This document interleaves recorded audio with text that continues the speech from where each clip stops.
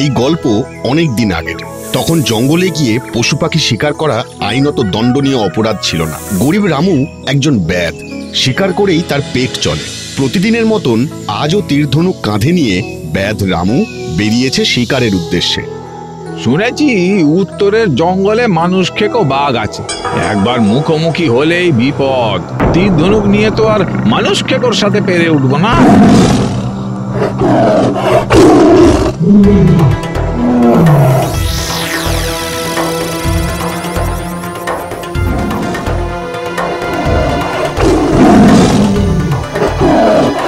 এই সর্বনাশ, এই কি সেই মানুষ খেকো? হে বনদেবী, হে বনদেবী, আমায় রক্ষা করো, এই মানুষ খেকোর হাত থেকে আমাকে বাঁচাও, বাঁচাও। প্রণাম, প্রণাম বনদেবী, ধন্যবাদ আমাকে বাঁচানোর জন্য। আজকের মতন আমি তোকে বাঁচালাম, কিন্তু প্রতিবার তোকে বাঁচাতে আমি আসবো না, তাই সাবধান, জঙ্গলের আর পশু পাখির কোনো ক্ষতি করিস না। আমাকে ক্ষমা করে দিন বনদেবী, আমি স্বীকার করছি, স্বীকার করেই আমার পেট চলে। এই তোকে এই চমৎকারী তরল দিলাম, যে কোনো কিছুর উপর এই তরল ছিটিয়ে দিলেই সেটা আবার আগের অবস্থায় ফিরে আসবে। জঙ্গলকে আবার আগের রূপে ফিরিয়ে আনার দায়িত্ব আমি তোকে দিলাম। বেশ, আপনার দেওয়া দায়িত্ব আমি পালন করব বনদেবী।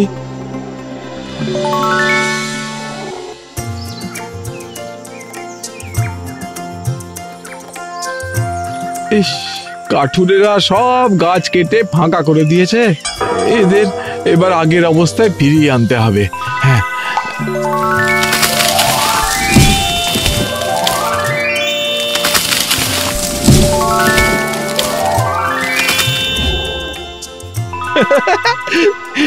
আরে কি আশ্চর্য শক্তিশালী এই চমৎকারী তরল। ইস, মধুর লোভে অর্ধেকটা চা কেটে নিয়েছে দেখছি। যাকে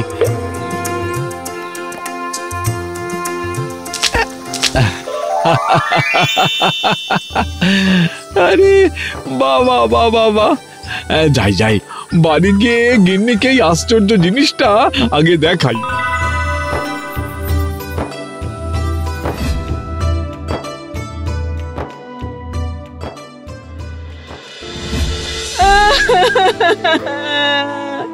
হায় রে, আমার স্বাদের আয়নাখানা ভেঙে দু টুকরো হয়ে গেল গো।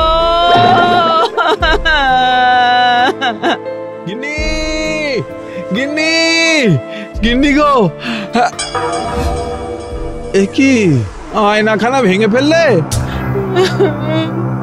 আয়না ভাঙা অলক্ষণে গো, না জানি এবার আমাদের কপালে কি বিপদ নাচ্ছে। এ কি, হ্যাঁ, জঙ্গল থেকে খালি হাতে ফিরে এলেছে? ও, তার মানে শিকার পাওনি আজ। দেখেছো, দেখেছো বিপদ কেমন শুরু হয়ে গেছে। ও আরে আরে থামো থামো, একটু থামো, এক নিঃশ্বাসে কথা বলে চলেছো, এবারই একটু থামো। এই দেখো, ও মা, এ তো চমৎকার হয়ে গেল। বনদেবীর আশীর্বাদ গো, এবারে আমাদের আর কোনো বিপদ হবে না। হ্যাঁ,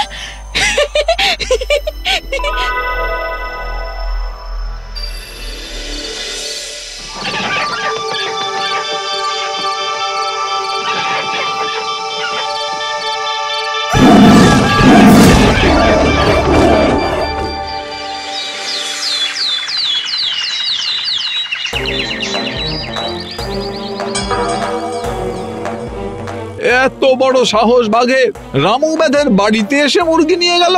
এ নিশ্চয়ই ওই মানুষ খেকো বাঘের কাজ। মানুষ নয় বেটা, মুরগি খেকো। তবে আজকের পর থেকে আর কাউকে মারতে পারবে না বাঘ। এ কি, কি করছো তুমি? শিকারে যাচ্ছি, ভুলে যেও না আমার কাছে বনদেবীর আশীর্বাদ আছে, কেউ আমার কিচ্ছুটি করতে পারবে না। আর আমার কিছু হয়ে গেলে আমার ওপরে ওই তরলটা ছিটিয়ে দিও গিন্নি, বুঝেছো?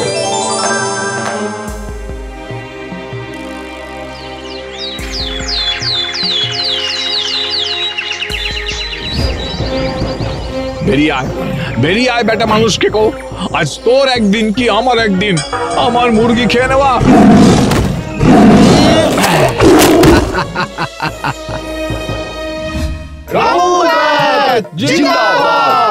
শোনো শোনো, আজ থেকে গ্রামে আর মানুষ খেকোর ভয় রইলো না। রামুর এক তীরে মানুষ খেকো বাঘ অক্কা পেয়েছে।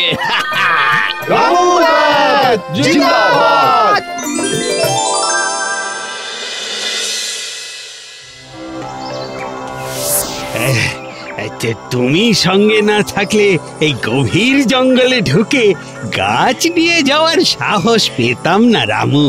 আজ থেকে এই জঙ্গলের রাজা হচ্ছে রামু। এই রামুর অনুমতি ছাড়া কেউ যেন জঙ্গলে না ঢোকে। পাগল নাকি?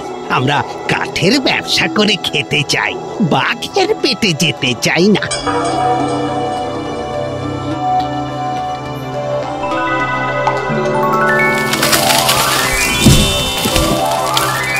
ভাগ্যিস সেই তরলটা ছিল। জঙ্গলে গাছের অভাব আর গাছ বেচে রামুর টাকার অভাব, দুটোই আর কোনোদিন হবে না।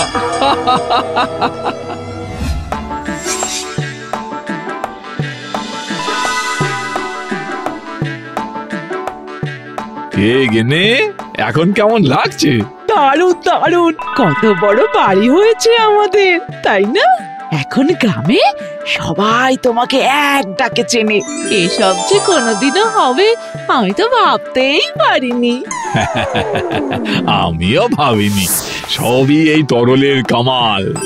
কিন্তু বনদেবী যে তোমাকে দায়িত্ব দিয়েছিলেন জঙ্গলকে আগের রূপে ফিরিয়ে আনা।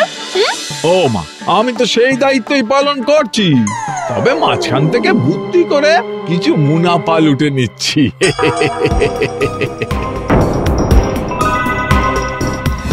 এই নাও রামু দাদা, জঙ্গলে ঢুকে শিকার করার টাকা। এবারে আমরা তবে শিকারে যাই রামু দাদা। ঠিক আছে, যা যা।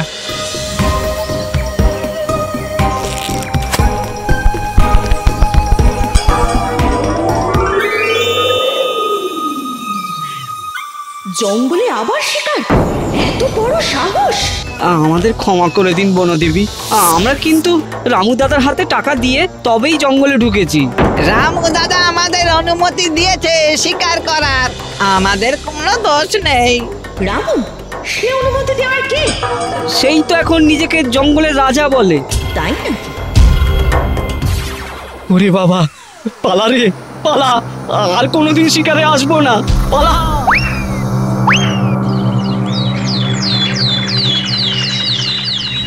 বলছি কি, এবারে সব ছাড়ো। বনদেবীর কৃপায় অনেক তো উপার্জন হলো, এতে আমাদের আগামী 7 পুরুষ বসে খেতে পারবে। আরে গিন্নি, উপার্জনের কি কোনো শেষ আছে গো?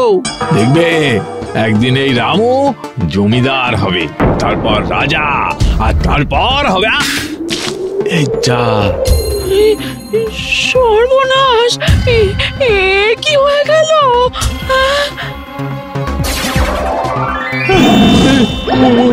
ওরে বাবারে, চামড়ার জুতো আবার আগের জায়গায় ফিরে এলো। এই জুতো যে আমি মানুষকে বাঘ মেরে তার চামড়া দিয়েই তৈরি করেছিলাম। ও মা গো, বাঁচাও বাঁচাও, হে বনদেবী, হে বনদেবী, আমাকে বাঁচাও, আমাকে বাঁচাও বনদেবী। তোকে জঙ্গলকে বাঁচানোর দায়িত্ব দিয়েছিলাম, আর তুই সেই জঙ্গলের পশু পাখি গাছপালাদের ব্যবসার কাজে লাগালি। তোর বাঘের পেটে যাওয়াই উচিত।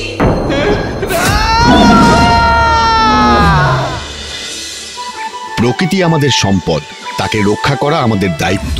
আমরা যেন রামুর মতন দায়িত্বের সুযোগ নিয়ে প্রকৃতির ক্ষতি না করি, তাহলে কিন্তু সেই পাপের শাস্তি আমাদেরও একদিন না একদিন পেতেই হবে।